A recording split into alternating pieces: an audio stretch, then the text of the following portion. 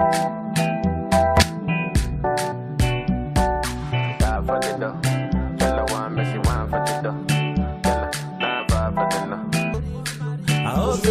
et bienvenue dans cette petite séquence vidéo. Aujourd'hui nous allons voir l'algorithme de Dijkstra. Voilà, c'est Dijkstra. C'est toujours dans la théorie des graphes. Voilà, c'est un algorithme qui a été, on va dire, fait, énoncé par un célèbre mathématicien et informaticien. Donc, il était mathématicien et informaticien hollandais. Son nom c'est Dijkstra. Voilà, Dijkstra. Il est né en 1930, il est décédé en 2002. Bon, ouais, ça fait pas très longtemps. Voilà, cet algorithme, ça fait pas très longtemps que ça existe. Voilà, la théorie des graphes d'ailleurs, c'est nouveau, hein. C'est nouveau. C'est pas très ancien, comme les Euclides, tout ça, non. Voilà, donc c'est nouveau. Il permet quoi? Il sert à quoi? Cet algorithme, l'algorithme de Dijkstra, il permet de déterminer le trajet de poids minimal. On dit encore la plus courte chaîne entre deux sommets fixés. Voilà, la plus courte chaîne, ça ne veut pas dire, en fait c'est ça, le trajet de poids minimal, qui a le poids minimum. Je vous ai mis ici un graphe. C'est un graphe, j'ai dit soit le graphe, c'est un graphe pondéré, non orienté, il n'y a pas de flèche là-dessus, et qui est étiqueté, regarde, il a des étiquettes, des nombres positifs, voilà, il a des étiquettes, donc c'est un graphe étiqueté, d'ordre 8, d'ordre 8, ça voudrait dire qu'il a 8 sommets, A, B, C, D, E, F, G, H, si vous comptez ça fait 8 sommets, donc voilà c'est ce graphe. Alors nous allons chercher, on va dire, le trajet de poids minimal, ou la chaîne la plus courte, entre le sommet A et n'importe quel autre sommet. Voilà, je vais faire avec plusieurs sommets, je ne vais pas me limiter à 2 sommets seulement. Je vais vous montrer comment on fait avec plusieurs sommets, directement. Voilà, donc, et le point de départ, c'est le point A. Le sommet de départ, c'est le sommet A, et on va faire avec d'autres sommets. Alors, ça nous emmène, je crois que je vous ai mis le point A avec n'importe lequel. Ça nous amène à construire un tableau. Pour faire cet algorithme de Dijkstra, il faut faire un tableau. Voilà le tableau.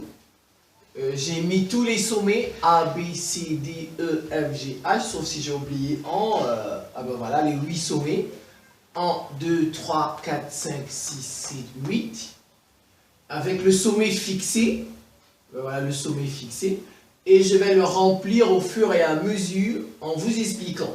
Voilà. Je vais commencer par remplir la première ligne, cette ligne-là. Alors, on va se demander, pour aller de A vers A, alors quelle est la plus courte chaîne? De A vers A, quelle est la plus courte chaîne? A, qu'est-ce que je remarque?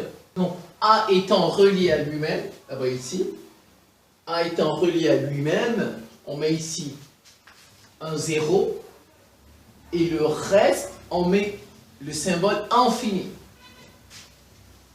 Le 8 couché là, voilà, infini, je peux faire 2 zéros comme ça si je veux, infini, infini.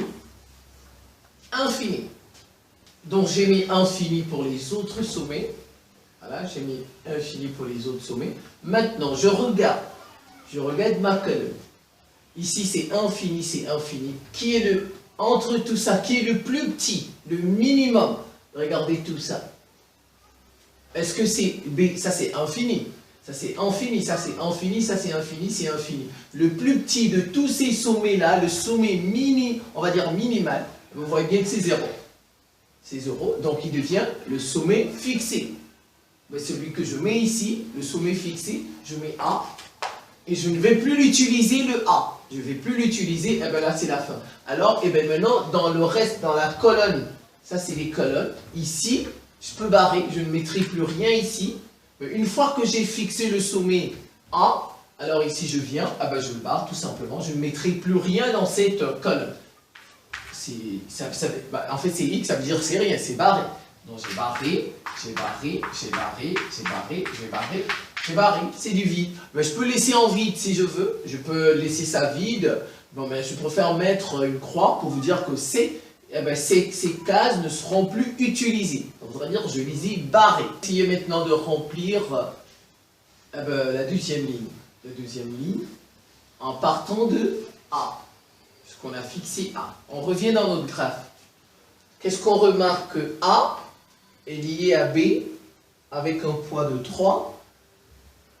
Et A est lié à E avec un poids de 1. Donc ça veut dire que je vais utiliser le B et le E. B et E. Très bien, donc B et E, je suis ici, donc je vais utiliser ça. Le reste, je mets infini. Ici, c'est infini. Infini, c'est B et E. Infini, infini, infini. Alors maintenant, je vais remplir cette case. Alors, le poids... Qu'est-ce que vous remarquez que AR est lié à B avec un poids de 3. Voilà, ce 3, je le prends. Je fais 3 plus 0. Avec ce 0, ça fait 3. 3 plus 0, ça fait 3. Alors, mais on part de quel point? On part du point A. Donc, il est relié. Le B, il est relié à A. Donc, je mets en parenthèse. Ou bien si je peux, je vais mettre A en indice. Ça dépend. Bon, je vais mettre en parenthèse. Très bien, je l'ai fait. Je passe à E. Le point A est relié à E avec un poids de 1. Et bien voilà, c'est 1. Alors je fais 1 plus 0. 1 plus 0, ça fait 1. Donc je mets 1 ici. Et comme tout à l'heure, il est relié à A. Très bien. Dans ma ligne, je regarde celui qui a le plus petit. Le plus petit coup entre 3, regardez, ça c'est infini, infini. Comme tout à l'heure ici, on avait remarqué ça c'est infini, infini, infini, infini, et que ça c'était le plus petit. Alors qui est le plus petit? Parce que je voudrais fixer un nouveau sommet. Je voudrais fixer un nouveau sommet. Alors on prend le plus petit. Donc le plus petit c'est entre 3 et 1 c'est 1, ça c'est plus grand. Donc c'est le point E qui sera fixé. Alors donc je le mets ici. Le point E est fixé, et bien le reste je peux barrer. Je barre ça, je barre ça, je barre ça, je barre ça, je barre ça, je barre ça, ainsi de suite. Ainsi de suite. Alors, maintenant, on va remplir cette colonne, ou bien cette ligne, en partant de E. On revient sur son graphe, et on regarde E. On regarde E. Alors, le point E, il est lié au point F. Bien, le sommet E, il est lié au sommet F. Avec un poids de 5. Le point E, il est lié au sommet B avec un poids de 1. Donc c'est B et F. B et F. Donc le reste, je mets infini. Donc B et F, ici je mets infini. Je mets infini. Je mets infini. Je mets infini. Voilà. Donc maintenant, je vais remplir les deux. C'est comme tout à l'heure. Alors, le point E, il est relié à B. Le point E, il est relié à B avec un poids de 1. Donc, ça fait déjà 1. Comme tout à l'heure, on avait fait avec plus 0. Vous voyez? Puisque nous partons de E. Donc, je reviens ici. Je prends ce coefficient-là. Donc, ce 1, j'espère que vous voyez, plus ce 1 de E, puisqu'on a fixé E. Donc, ça fait 2. Donc ça fait 2, puisque c'est avec B, donc je mets ici 2. Et bien sûr, on est parti de quel point? De E, donc je mets E en parenthèse. Et je fais de même avec F. F, le poids, c'est 5. Le poids c'est 5. 5 plus 1, 5 plus 1, ça fait 6. Et on est parti de E encore. C'est rempli. Et bien voilà, donc... Je cherche maintenant le minimum des deux. Ici, le plus petit, c'est lui. Oui, c'est lui. Le point B, le sommet B.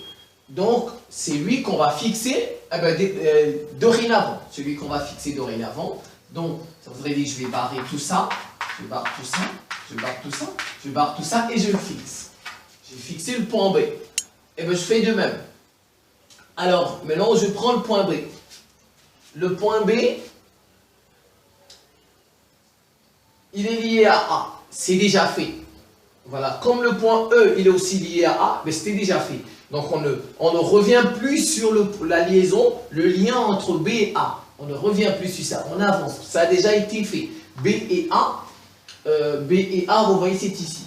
Donc on ne revient plus sur ça. De même, E et A, ça a déjà été fait. On ne revient plus sur ça. Donc on avance avec d'autres sommets. Donc le point B, il est relié à F et il est relié à C. Il est relié à F et à C. F et C. Donc je suis ici, F et C. Donc je peux barrer, je peux mettre infini ici, infini, F et C. Donc infini là, infini. Très bien. Avec C, un poids de 3, avec F, un poids de 1. Un poids de 1, donc ça fait 3 plus, puisque nous travaillons ici, 3 plus 2, ça fait 5. Voilà, 3 plus 2, ça fait 5. 5B. Et bien ici, plus 2, c'est 1 plus 2, ça fait 3. Et bien j'ai rempli. Et maintenant je vérifie le minimum, c'est qui? Le minimum, c'est 3. Le coefficient minimum, c'est 3. Donc c'est F. C'est F que je vais fixer. Donc ici, je vais mettre F. Et je vais barrer ici. Et bien barrer là. Et bien barrer là. Et bien barrer là. Donc F a été fixé. Et bien on continue. Donc je suis à F. F, il est lié à E. Il est lié à B. On ne revient plus sur ça. Et il est lié à C. Ben voilà, il est lié à C. Il est aussi lié à G, ce qui n'a pas encore été fait. Il est lié à D, ce qui n'a pas encore été fait. Et il est lié à C. Donc le point F, en fait, il est lié à E, à B, à C, à D et à G. Et à G. Alors, mais ceux-là, ça a déjà été fait, les E et les B. Donc on ne touche plus. On ne touche plus les E et les B. Maintenant, ce qu'on va faire, c'est C, D et G. C, D et G. Donc, on met infini ici à H, tout simplement. Donc, les trois là, on va les remplir. On va les remplir. Et bien maintenant, je commence par C. Le point F, il est lié à C avec un poids de 1. De 1. Donc, c'est 1 plus... Puisque nous sommes sur le F, voilà, avec plus 3. Avec ce 3, 1 plus 3, ça fait 4. Voilà, 1 plus 3. Je reprends le point F, il est lié à C avec un poids de 1. Ça fait 1. 1 plus 3, ça fait 4. Donc, ça fait 4. F ici. 4F. 3. Et avec le point D maintenant, 3 plus, on va voir, avec D, le poids c'est 2, 3 plus 2 ça fait 5, 5F. Et je vais terminer là, ça fait 3 plus G, 3 plus 4 ça fait 7, 7F. Très bien, on a rempli. Alors on va essayer de fixer un nouveau sommet. On prend le plus petit c'est... on a 4 ici, on a 5, on a 7. Donc le plus petit c'est C. Voilà, le plus petit c'est C. Maintenant nous allons fixer C. J'ai fixé C. Je vais barrer tout ça. Barrer tout ça. Je continue. C, il est en relation. C, on l'a déjà fait, on va dire, avec B. Le C... On va dire ça comme ça, j'ai barré, il est lié à B, il est lié à F et il est lié à D. Alors je ne m'occupe pas de B, je ne m'occupe pas de F parce que ça a déjà été fait, je m'occupe de D. Alors donc, nous sommes ici. Nous sommes ici. Très bien. Qu'est-ce que je dois faire ici? Normalement, je dois mettre infini, les deux. Donc là, je mets infini. Ah ben, celui-là, il reste comme ça. Mais je ne peux pas mettre infini ici. Regardez, j'ai déjà un coefficient ici, je ne peux pas revenir. Regardez bien la technique. Ça, c'est 3. Mais c'est plus infini, c'est plus grand que ça. Ça, c'est plus grand que ça. Ainsi de suite. Qu'est-ce que vous remarquez? Vous avez infini, vous avez 5. Et vous avez 4. Ainsi de suite, vous avez infini, vous avez 5. Donc, on ne peut pas retrouver un nombre plus grand.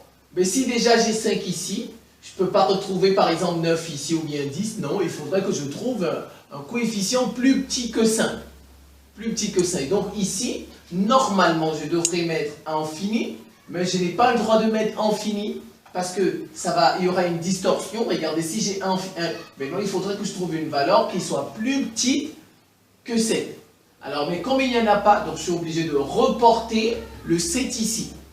Voilà, je suis obligé de reporter cette valeur ici. Je n'ai pas le droit de mettre infini ici parce que infini sera plus grand. Et bien regardez, on a sauté de l'infini, on revient là. Non, on doit aller du plus grand vers le plus petit. Donc je remets mon 7 ici. Mon 7F. Voilà, c'est ce qu'il dit l'algorithme en tout cas. Et bien maintenant, alors, on est lancé, on regarde, c'est comme tout à l'heure, on regarde la plus petite, et bien c'est 4, c'était 4. Avec le poids, C avec D, C avec D, ça fait 4. Donc 4 plus 4, regardez ce poids, 4 plus ce 4, ça fait 8. Donc normalement je dois mettre 8 ici, mais non, mais 8 est plus grand que 5. Vous voyez, 8 est plus grand que 5, je ne peux pas. Je ne peux pas le mettre, ah ben je ne peux le mettre. Ah ben voilà, je ne peux le mettre. Donc je suis obligé de reporter cette valeur ici. Ah ben voilà, je suis obligé de reporter cette valeur. Donc ça fait 5F. Très bien, c'est fini. Maintenant je vais comparer les deux. Le plus petit c'est lui. C'est celui-là, 5. Alors, donc étant le plus petit, donc c'est lui que je vais fixer, donc c'est D, voilà, c'est D, donc je vais le barrer, tout simplement, et le nouveau sommet que je fixe, D, alors je vais dans mon graphe, eh bien D il est en liaison avec C, on ne s'en occupe pas, il est en liaison avec F, on ne s'en occupe pas, voilà, parce que ça a déjà été fait, D est en liaison avec G, D est lié à H. Donc nous on va s'occuper de H et de G. De H et de G. D, comme je le disais, il est lié à G et à H avec des poids. À H c'est 4, à G c'est 1. Je vais voir. Donc je suis ici. C'est le plus petit 5. Voilà 5. On va voir 1 plus 5, ça fait 6. Voilà, ça fait 6. Je mets ici 6, 6D. Et je vais 4 plus 5, ça fait 9. Je mets 9. 9D. Vous voyez? Et bien maintenant, je regarde le plus petit, c'est 6. Donc c'est G qui sera fixé. Je vais fixer G.